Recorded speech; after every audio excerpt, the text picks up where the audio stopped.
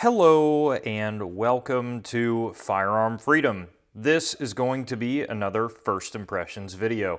In today's First Impressions video, we are taking a look at my brand new Silencerco Specwar 7.62. And before we get this video started, as always, I wanted to give a quick shout out to this video's sponsor, which is, of course, Seal One. Seal One makes a wide variety of firearms cleaning and maintenance supplies. I'm sure they are regretting supporting me at this point over the years with these freaking ads, but you know what? I love those guys over there, and it is truly one of my favorite cleaning products that is out there on the market for firearms. I've been using that stuff for years, long before this partnership. It is bio-based, non-toxic. I'm more of a paste type of guy. I use it more like a grease, but they do have kind of your standard liquid version. They have an aerosol, and they even have sub-zero stuff as well now that we're in these colder months here in Pennsylvania. I've been making great use of that. Check them out. They're giving you guys a 25% off discount code. All you got to do in the discount code section on their website is type in FF-25. That's FF-25, and it'll save you guys 25% off of your order. The tube is here. The Silencerco Specwar. What a beast this suppressor is. I have had a love for the Specwar series for a very long time. More specifically, for a while, I was trying to get my hands on the 5.56 Specwar because I kind of felt that that was the best version in the Specwar lineup just for the overall size. The 5.56 comes in right around here-ish, and it is just an incredible looking suppressor because there's nothing going on here. It is just a tube. There's no fancy materials. It is kind of the OG Surefire setup, if you will. This was kind of the suppressor before any other big names were really on the market. You had AAC, and you had what was at this time a company called SWR.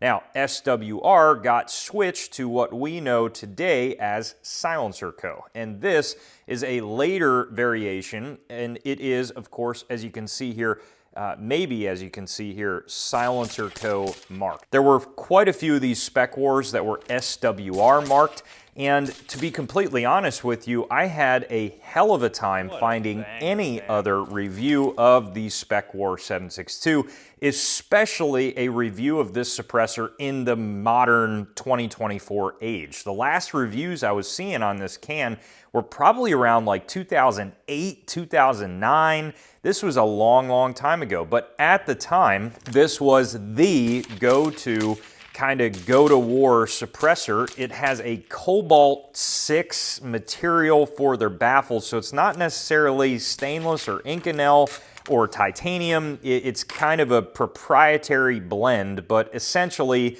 so old school Silencerco and SWR states, this thing didn't really have any barrel length restrictions and was absolutely fast fire rated, if you will.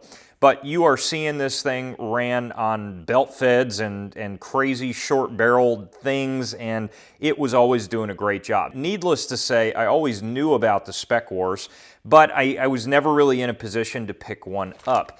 Finally, I was at the gun shop that I now work part-time at, and I was able to get my hands on this thing for a crazy good deal. And it was actually new, unfired. It just simply had never left the shop over that many years. The Specwar series has the old school ASR mount, and you can tell because it's the knurled one, nothing like, in my opinion, the crappy ASR mounts that are of today. Silencerco still makes a good system with their ASR, but there's something about the new ones that have like steps in the collar and not this knurled collar that are just not quite as good. I've seen a lot of them come in really, really tight and crunchy. Other ones come in way too loose and they're flopping all over the place. These old school mechanisms and collars were some of the best ASR mounts I've ever felt. My old school Omega came with this style of mount, and the Specwar, of course being very old, also came with this mount. Now, it is permanently affixed to the suppressor and welded into the system itself. So you're not going to be able to remove this. There was no hub mounting back in this time. But something to be aware of when it comes with these old Specwars when you're taking a look at them, for whatever reason, a lot of the time I see these teeth kind of like rolled over and just marred up. I don't know if that's just over the years, people like, oh, this is what it looks like on my gun, and threading it on and threading it off, and essentially just not understanding when to lock and unlock this collar. But just be aware of that, because this is affixed to the suppressor. It's not something that you're going to be able to easily swap out. You would have to send this back for a little bit of warranty repair work or try to get a replacement spring, which is also possible.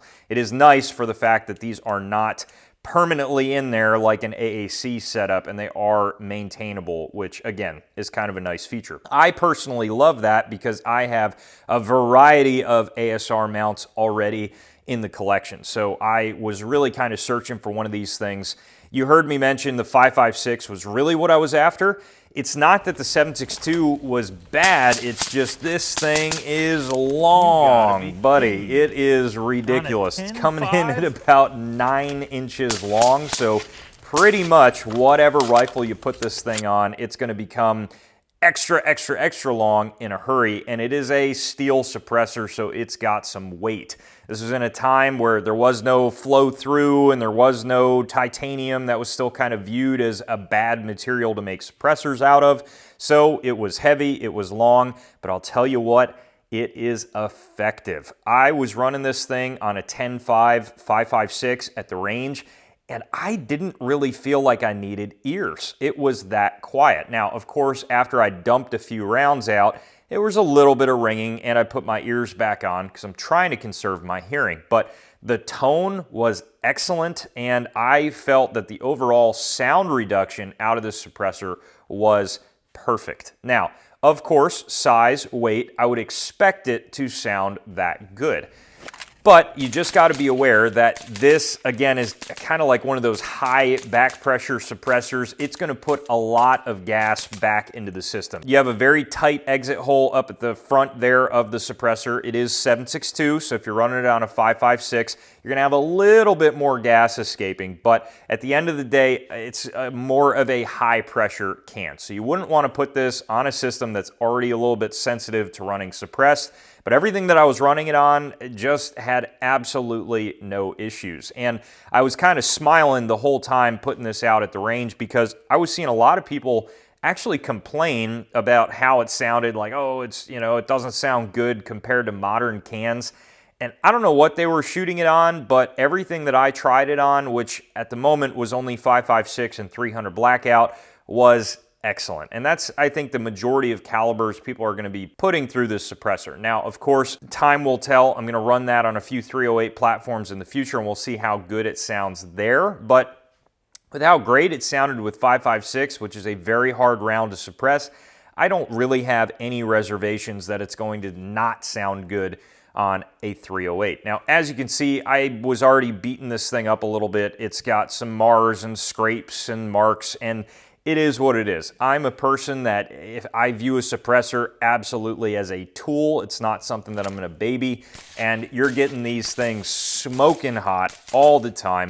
Whenever you set them down, the Cerakote on these is just gonna be worn. It did actually hold up really well compared to other Cerakote jobs that I've had in the past. I'm not exactly sure if this even is Cerakote. It might be a different type of coating mechanism, being that these were military-issued suppressors at a time. It could be a more durable finish, which is why I am not really having any issues. I also feel like the look of this can, even though it's 9 inches long, is quite the vibe on certain guns. I had it on just kind of like my 10.5 front sight post setup, and I just think it looked perfect on that gun. And even on my little 300 blackout 7.5 that I had this on, it just looked great. The only thing I would probably not want to put this can on is a 16-inch gun, or Jesus, even an 18-inch gun, it is just going to be far too long. But on a 10.5, you know, I mean, you got an 18-incher rolling around. It's kind of like a DMR at that point with none of the performance. But you know what?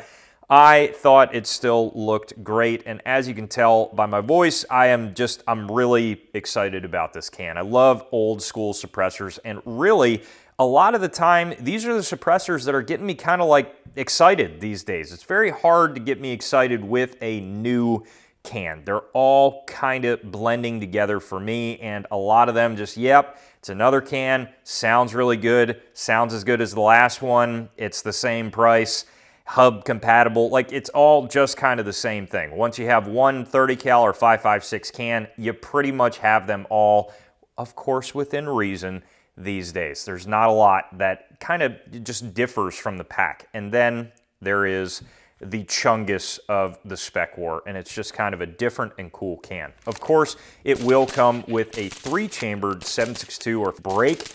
That is not something I typically run. Usually I'm running flash hiders, but you might be able to see in there, you might not. The actual blast baffle is way up here in the front. So you got a lot of room in the blast chamber. It's gonna fit a majority of the muzzle devices that are out there. Gonna have 0 issues. And I do think that because of that added room in the blast chamber, you're getting that much more space for the gas to bleed off.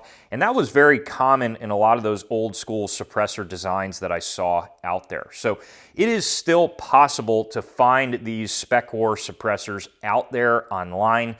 Maybe you could find one that is used, but I'm not sure that I'm too fond of buying a used suppressor these days. So trying to find one that's like new old stock, again, they float around, but I would say your best bet is probably going to local shops that sell NFA items and just seeing if anyone just has one laying around that has been sitting in the case for a very long time. I know that's kind of a difficult search to do, but that's probably going to be your best bet in finding one of these. But I think they're a little bit of a diamond in the rough, and it was at a time where the quality control of Silencerco and SWR was excellent. There was never a time back then that I heard of major issues with Silencerco or SWR.